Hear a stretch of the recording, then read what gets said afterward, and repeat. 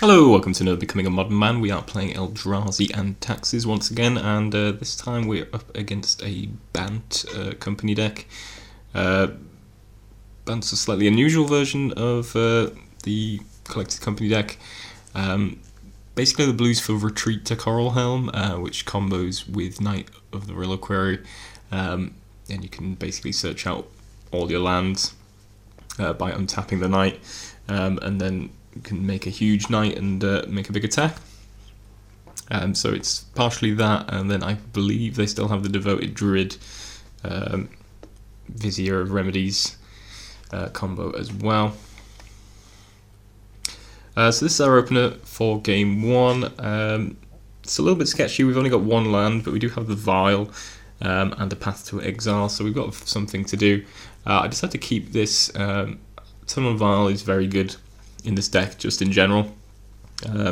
So I decided to take the chance on it, though it's definitely a little bit dangerous. So I'm going to play the Godless Shrine and the Vial on turn one. I'm going to play.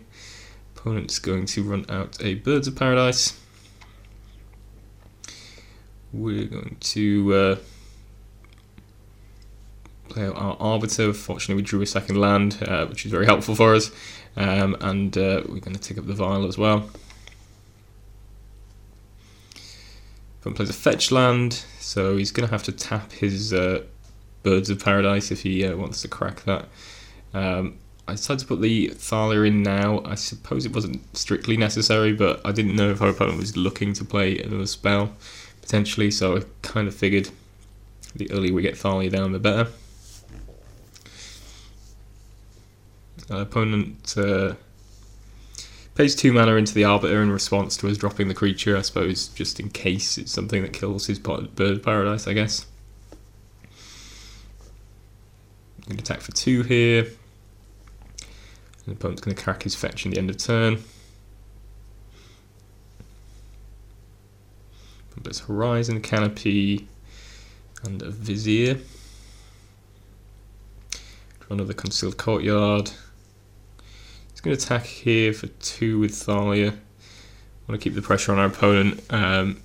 Maybe we should attack with the Arbiter as well. I suppose I was looking for the value that we can get with in the combination with Path, technically, but I suppose giving a land here isn't all that bad. I suppose it makes Thalia slightly worse, but opponent's got 5 mana, so he can probably cast most of the things he would want to. I mean, I suppose the main thing we're holding him back on is Collected Company, but he can cast that just at quite a bit of expense to himself, particularly with these Horizon Canopies. So I don't know, maybe we should have attacked with the Arbiter as well, just to keep the pressure on. So we're going to Vial in a Displacer end of turn. We're into an Eldrazi Temple, which is useful because up until that point we didn't have any colourless mana, so we can now activate the Displacer. One didn't play anything last turn, so it does look like he's setting up for a company. I decided to attack here, but maybe that's wrong, given that he's very likely to cast a company. But he does cast a company. It will cost him 2 life, as he's going to have to use the Horizon Canopy, and also our opponent doesn't have a particularly great company, getting a Disrupt Recruiter and a Bird of Paradise. So actually still doesn't have any really good blocks, so we are going to get in for 5 here and put our opponent down to 7. I thought about casting Thought Not Seer end of turn there. I decided against it, mainly because we might need this Path up. Thanks to Thalia, that's going to cost 2 mana, so we can't play a Thought Not Seer and have Path up. I also didn't tick up the Vial because I think Vial on 3 is better than Vial on 4 generally, and we still got this Displacer that would be good to blink in. I mean flash in rather. So yeah, I didn't think it was worth ticking up, and additionally I thought playing the Thought Not Seer was too risky because he can just find a Devoted Druid or drop a Devoted Druid and have infinite mana, and he's got the Disrupt Recruiter there, so that would be very problematic. So our opponent doesn't do anything on his turn. And drop this Displacer in. And I'm just going to blink one of his creatures, not for any particular reason other than to tap it in case we want to attack. His Duskwatch Recruiter is going to flip here because he didn't play any spells. Although he's slightly bigger, it's also less threatening generally. The mana ability on Duskwatch Recruiter is what it's in the deck for. So yeah, certainly turning that off is kind of useful for us. It means he won't be able to repeatedly use the Duskwatch Recruiter. Not that he necessarily will be able to, he is under a bit of pressure here. So, but I kind of like keeping this flipped if we can. So tick up the Vial this time because I'm going to plan to put the Thought-Knot Seer in play on his draw step. Go for the attack here. Unfortunately, our opponent does have a Collected Company, which I suppose was somewhat telegraphed by the fact he didn't really play anything last turn. But it's not the end of the world for us. We've got the ability to use Displacer's ability twice, thanks to the Eldrazi Temple, discounting. I think I misclicked here and accidentally went past the stop on my attack step. I'm pretty sure I want to path something. I think I end up pathing the Knight, probably because it's the more dangerous and bigger threat. Talus Tracker also kind of annoying. Yeah, definitely a good company after his poor second company. But yeah, we definitely wanted to path before blockers, ideally, just because then he's got fewer ways to block and we'll probably get some damage through. So as it stands, he does get the blocks. We're going to path the Knight. I think we're going to blink the Tireless Tracker to save our second Displacer. I'm going to let Thalia go here. I think that's the best way to go around it. I suppose we could have got rid of the Displacer instead, but it's just a bigger attacker at this point. Thalia is not doing a whole lot, given that our opponent is got quite a lot of mana and 2 bops in play at this point. So I think that was the better creature to sacrifice. But maybe we should never attack with it at all, potentially. We drop in the Thought-Knot Seer on our opponent's upkeep. Draw step rather, just to see what he's working with. He's got an Eternal Witness, a Ronus, a Retreat to Coral Helmet, and Gavany Township. Gavany Township's certainly concerning. We can't do anything about that, unfortunately, as it stands. So of these cards, I definitely want to take the Eternal Witness because we really don't want him to hit another Collected Company, and he could, now that Farley is dead, Eternal Witness and Collected Company in the same turn. So definitely going to take that. Not too concerned about Ronus or Retreat to Coral Helm at the moment, though they could become dangerous later, I guess. So Brent plays Retreat, plays Gavany Township, which is going to make a clue. And yeah, our position is a little more difficult now. We draw into another Thought-Knot Seer, which is good. Makes our attacks fairly good, and we've also got I've run down to 5, so adding another big attacker to the board is certainly good. I don't see we could have attacked there, but I don't see it being particularly good. He's going to be able to activate Gavany Township. I suppose letting him pass and activate Gavany Township is maybe a little bit worse, but I prefer using our mana on the end of his turn, next turn, to tap down his blockers and then try and land a big attack, particularly as we've got this Thought-Knot Seer, which is going to add to our board quite significantly. End of turn, our opponent cracks a clue and pumps the tracker. I don't know whether he should have gone for activating Township instead, end of turn. I mean, there's certainly an argument against it, given that we can blink his creatures, which obviously makes the makes the counters drop off, but it does just make his team that much bigger and that much more difficult, and that much better at blocking, which is probably what it's going to come down to for him. So I drop in the second Thought Seer on our opponent's draw step. Interesting here, our opponent thinks about doing something and then doesn't. Turns out he had Chord of Calling, which is kind of interesting. I don't really understand why he didn't just use it there and then. I think it's a fairly big punt on our opponent's behalf, because I don't know the entire contents of his deck, but really either of the combos that he could put together are at least relatively dangerous. I think if I was him, I'd probably go for the Devoted Druid, put that into play, and then you can look at generating infinite mana. Obviously, then we take the Ronus, so you can't use that with the Ronus. Obviously, that being pretty good, as you can give infinite pumps to Birds of Paradise and just attack over for the win. But he, I think infinite mana, and then with Township and Horizon Canopy, being able to draw him a couple of cards deeper and potentially find something useful to do with that. And also he could potentially flip the Duskwatch Recruiter if he manages to play 2 spells in a turn.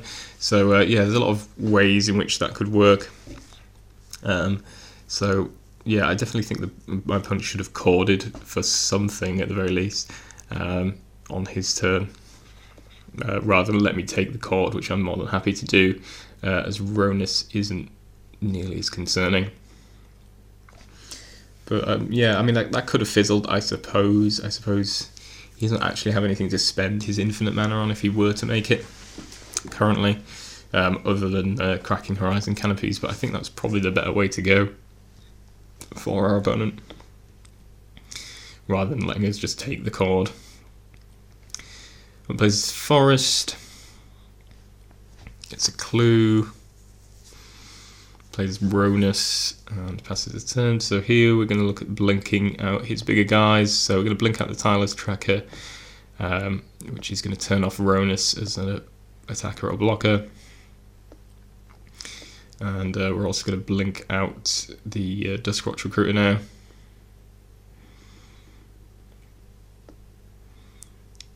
Which does allow him to activate it again, but I think at this point we're just going for an all-in Alpha Strike. So we can blink at least 2 of his guys. As it stands, he has 3 blockers, so he's dead. Potentially he could crack a clue, make Tireless Tracker into a 4/3, and then Ronus would be back online. But in that situation, we can just blink the Ronus and get rid of that. There's also some ability to use Gavany Township to pump his guys, but it doesn't really help. So yeah, he just doesn't have enough blockers, essentially. So I decide to just attack with everything and give our opponent the opportunity to do something, and he ends up conceding. Yeah, we didn't immediately need to do anything. It's up to him really to activate his Ronus, and then at that point we're able to deal with it. So yeah, I suppose our opponent should have tried to crack its Horizon Canopies. Again, slightly confused about why he didn't at least try to find something, because a path or something like that would have been obviously pretty good. But yeah, our opponent gave it the ghost there, and we managed to pick up the win in game 1. Okay, so on to sideboarding. We've got Fatal Push, which is, I suppose, pretty good in terms of it can kill off one of his combo pieces. It kills Knight, it kills Vizier, it kills Devoted Druid, kills mana dorks, and most of his creatures, to be quite honest. So that could definitely be worth bringing in as some additional removal. Laws of Pontiff, also I assume fairly good. I don't think I ever got a chance to use it really, but probably fairly useful. Can kill off all their mana dorks and some other creatures' Vizier as well. So probably pretty useful. So I think we probably wanted to bring that in. Thoughtseize, I have some thoughts about. I mean, maybe we want to bring that in. I don't think I did in the matchup. Obviously, good if we can hit their collected companies, particularly. And I suppose Kitchen Finks and other value creatures might be worth hitting. But I'm not entirely sold on it. So yeah, I don't think I brought in Thoughtseize. Rest in Peace is another option as well. It turns off the Knight of Reliquary Retreat to Coralhelm combo, but that's about all it does. I suppose, yeah, it just makes Knight weaker in general, but they don't run Tarmogoyfs or anything else, I don't think, which makes it really worthwhile. So yeah, I suppose it turns off Kitchen Finks, it turns off the Knight combo, but I'm not sure if that's really enough to make it worthwhile bringing in the Rest in Peace over something a bit more proactive. And I think Mirran Crusade is the other good card in this matchup. The vast majority of their creatures are green, so just having a creature that is a good attacker that can attack through board stalls or a good blocker is useful. In terms of what we want to take out, again, probably some number of Reality Smashers. Not bad at breaking up a board stall, I suppose, which can be useful. So I suppose it's not their worst matchup, but I don't think we need 3. Wasteland Strangler seems good. I like Thought Not Seer for taking out collected companies and other combo pieces from their hand. Flicker Wisp seems good. I mean, they don't really have any flyers, so it's a decent attacker, and it can get up to its usual shenanigans. Eldrazi Displacer pretty good, as it showed in that last matchup. Thalia, perhaps not at its best, given that they have ramp, but making collected company cost 5 mana is pretty good. So maybe you want to cut 1 or 2 of those. Arbiter, again, perhaps not at its best. Chord of Calling obviously gets hit by that. And they have fetch lands, but there's not a whole lot else that Arbiter works on. So yeah, I think we probably want to cut some number of Arbiters and or Thalias. Thalia's a good attacker, actually a better attacker than Arbiter, so maybe we want more Thalias than Arbiters. But yeah, I think those are probably the cards we want to look at cutting. Tidehollow Sculler, as I say, similar to Thought Not Seer, Hand Disruption, which is pretty useful. Path to Exile, good, and Val, always good. So yeah, I think maybe 1 or 2 Reality Smashers come out, and maybe some number of Arbiters and or Thalias. I think we're looking at bringing in Mirran Crusaders, Fatal Push, and Pontiff, most probably. Okay, so we're back with game 2. See what we have here. Okay, so this hand is not really keepable. I mean, if we draw into a second land, we can cast Arbiter. If we don't draw into a third, we're not doing a whole lot. So I think this is a mulligan. This hand is almost as bad, probably worse in some ways. Yeah, I don't like this hand either. So it looks like we're going to mull to 5. Then we get a no land 5 held hand. So yeah, things are not looking great for us. This as a 4 is, I suppose, as good as we could hope for. If we draw some lands, this could turn out okay. And we have got Shambling Vent on top, so that gives us something to do. But he's off Steam Vents, which is kind of an unusual land for his deck. I'm not entirely sure what the red's for. I assume it's for Kessig Wolfrun. As like an end to the Knight of Reliquary Retreat to Coral Helm combo. Sorry, we skipped through that a little bit too quickly. So yeah, our opponent also mulled. I think he mulled to 5, so he's a little bit light on cards as well. Fortunately for us, we managed to cast our Tidehollow Sculler on turn 2, and we see Knight Linvala and a fetch land. I decided to take Linvala. It's kind of debatable. Knight is obviously very powerful, but given that we got Mirren Crusader in hand, I feel like Linvala was probably the better take, given that Crusader can attack through Knight and it can't attack through Linvala. And we also have Flicker Wisp, which again, it's a flyer that can attack pretty well against his deck, but not through a Linvala. So I felt like our hand kind of meant that taking Linvala seemed like the better play. He's going to pass here, and plays his fetch, cracks that, and plays a Knight of the Reliquary, and I think a second Bop. So he's got no cards in hand. This is a pretty big punt on my end. I draw Wasteland Strangler, and I should cast it and kill the Knight of Reliquary. Basically what happened is I was like, oh, I've drawn Wasteland Strangler, but then I was like, oh, there's no exiled card, so I can't do anything with it. Thing to note on MTGO is nicely underneath Tidehollow Sculler, it puts the card that was exiled, which is nice. It's like real life. That you know, if you're playing in Paper Magic, you'd probably put the card under, so you remember which card belongs with which.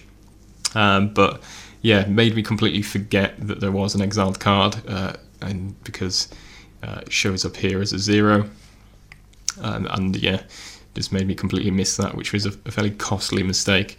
I think there's a reasonable chance we would have just won off the back of killing this Knight, because I don't think our opponent draws a whole lot else in this game, to be quite honest.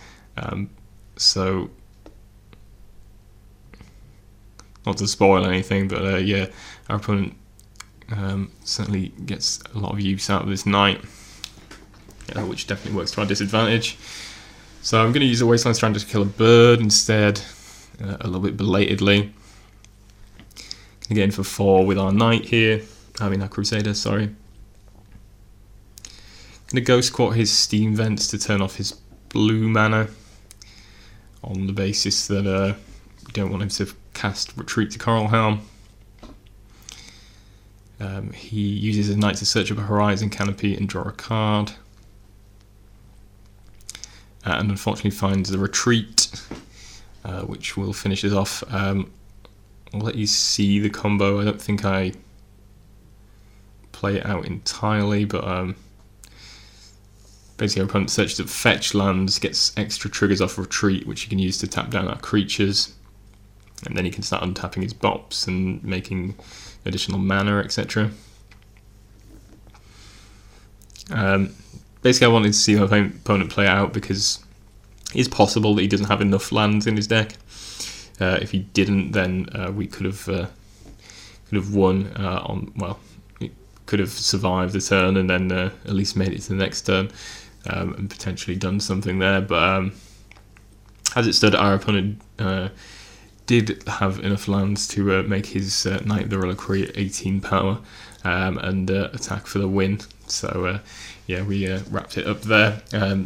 So yeah, a little bit unfortunate, as I say. I think if we'd actually managed to use the Wasteland Strangler on the appropriate turn, we would have killed off the Knight and would have avoided this fate.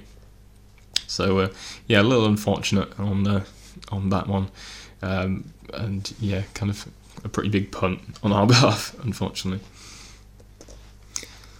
Okay, so here we are with game 3. This is our opener. So we have Double Path, Wasteland Strangler, Reality Smasher, and a Vial. Yeah, I kind of a debatable one. Terminal Vile's very good. Path's reasonably good in this matchup. Obviously we can take out the combo pieces, so it's nice to have removal. I think I might have kept this hand, but it is certainly sketchy. Maybe wasn't necessarily a keep, but we are going to be able to lead off with turn 1 Vile, which is very good for us. But leads off with a Bop. We find a Tidehollow Scholar, which is very convenient for us. I'm going to see our opponent's hand. So our opponent has a Knight, a Collected Company, a Kitchen Finks, and 3 lands. So Knight and Kitchen Finks can be played next turn, so those are the immediate threats, but Collected Company, I think, based on the hand that we have, and the fact we have 2 Path to Exiles, and also Wasteland Strangler, which can potentially kill one of these guys, is probably where it's at. So yeah, I think if we take the Collected Company here and pass back to our opponent, and corrects a fetch, plays a Knight, and let's take a Vile here. Unfortunately, we don't draw a third land, so we can't Wasteland Strangler and kill the Knight. I was definitely on it this time after picking up my mistake from the last game, so I was prepared to do that if it was possible, but unfortunately we didn't get the third land that we needed to do that. But I think we're probably just going to look at pathing the Knight anyway. Turns on the Wasteland Strangler because actually currently there's nothing. Actually, no, the Wasteland Strangler's already turned on with the Collected Company. Sorry. So yeah, I just think it's good to get rid of the Knight before it starts being activated and used for other mischief. And we also have the opportunity to take another card with this Tidehollow Scholar we drew. So we're going to drop that in our opponent's draw step. See what he's working with. So our opponent's looking a bit flooded. So he just has Kitchen Finks and 4 lands, so pretty happy with that situation. So